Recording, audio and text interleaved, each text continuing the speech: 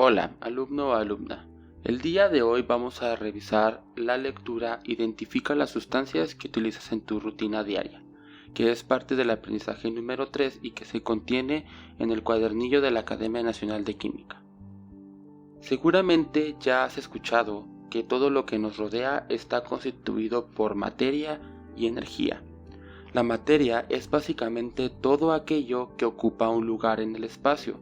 Tiene masa y también energía, que cuando está en reposo se conoce como energía potencial y cuando está en movimiento se denomina energía cinética, que percibimos en forma de luz, calor, sonido, movimiento, etc. La materia concebida como masa está en las sustancias que hay en todo el universo. Por ejemplo, en un lápiz, en el aroma de una flor, el agua de una cascada, el celular que usas para comunicarte, el combustible que usamos para transportarnos, en las lágrimas, el sudor o en una limonada, en el sol o en cualquier otro objeto que se encuentra en el universo. Para el estudio de la materia, los químicos han propuesto dividir la materia en dos grandes grupos, las sustancias puras y las mezclas. Vamos a revisar cada uno de estos conceptos. Número 1. Sustancias puras. Las sustancias puras están formadas por átomos o moléculas todas iguales, que se caracterizan por poseer propiedades perfectamente definidas y constantes. No pueden separarse por métodos físicos o mecánicos. Las sustancias puras se clasifican en elementos y compuestos. Número 2. Elementos. Son sustancias puras que no se descomponen en sustancias más simples y se representan con símbolos químicos formados por una o dos letras. Si es una letra será mayúscula. Si son dos letras, la primera es mayúscula y la segunda minúscula. La unidad mínima que representa un elemento es el átomo. Los elementos están representados en la tabla periódica. En la actualidad existen 118 elementos, de los cuales 92 se encuentran de forma natural en diferente proporción. Los 26 elementos restantes han sido sintetizados a nivel de laboratorio, y algunos de ellos tienen una vida muy corta.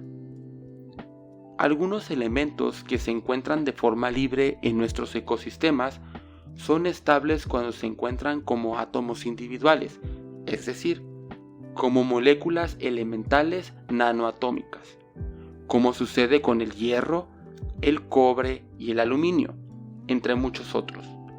Sin embargo, hay elementos que solo son estables cuando se unen a dos o más átomos del mismo elemento.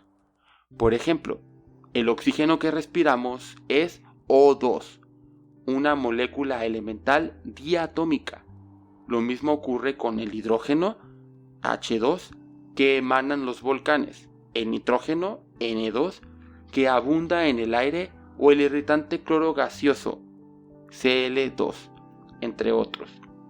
También hay partículas elementales que son triatómicas, como el ozono, O3, e incluso hay moléculas tetraatómicas y pentatómicas, y cuando poseen muchos átomos se denominan poliatómicas, como sucede con el azufre, S8. Número 3. Compuestos.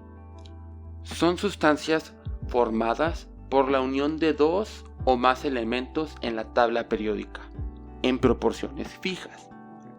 Una característica de los compuestos es que poseen una fórmula química que describe los diferentes elementos que forman el compuesto y su cantidad. Los métodos físicos no pueden separar un compuesto.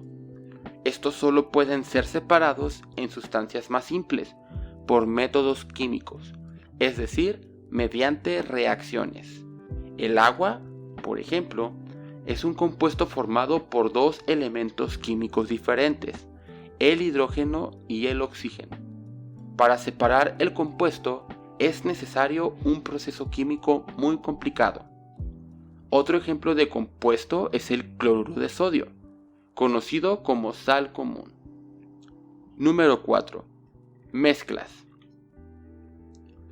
Una mezcla está conformada por la agrupación de elementos con elementos, elementos con compuestos o compuestos con compuestos que no reaccionan entre sí, es decir, al juntarlo no se forman nuevas sustancias, de modo que las propiedades de los ingredientes originales no se mantienen inalteradas. Los componentes de una mezcla pueden ser separados en dos o más sustancias puras utilizando métodos físicos como la evaporación, filtración, decantación, etc. Si consideramos las propiedades macroscópicas de las mezclas, lo que podemos distinguir a simple vista o con ayuda de una lupa, encontraremos dos clases de mezclas, las homogéneas y heterogéneas. Número 5. Mezcla homogénea. Esta mezcla presenta una sola fase, que es uniforme en toda su extensión. Es decir, si se toma una muestra de cualquier punto, se obtiene una composición similar. Lo anterior se debe a que sus constituyentes son muy solubles entre sí. Una solución o disolución es una mezcla homogénea. Su composición y apariencia son uniformes, pues sus componentes son miscibles al ser solubles en todas proporciones. Ejemplos de disolución son una bebida embotellada, formada por agua que se disuelve perfectamente los saborizantes, los colorantes, el azúcar y los conservadores. El aire puro, donde el nitrógeno disuelve a otros gases como el oxígeno y el dióxido de carbono.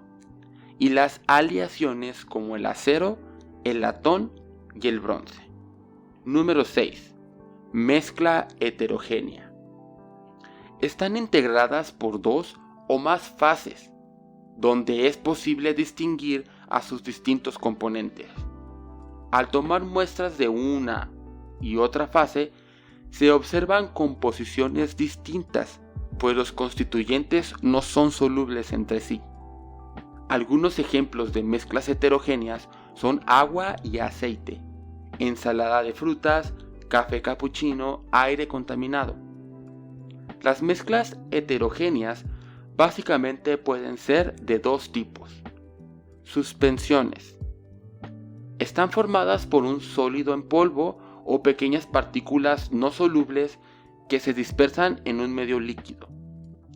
Algunas de las características que presentan es que son turbias, no permiten el paso de la luz, sus fases se separan al reposar, sus partículas son visibles a nivel microscópico mayor a una micra. Ejemplos: agua fina en agua, almidón en agua, el antiácido del hidróxido de magnesio. Coloides. Este es un sistema formado por una fase continua fluida y por otra fase en forma de partículas, por lo general sólida. Entre sus características están que son transparentes. La mayoría puede reflejar la luz, a eso se le conoce como efecto Tyndall.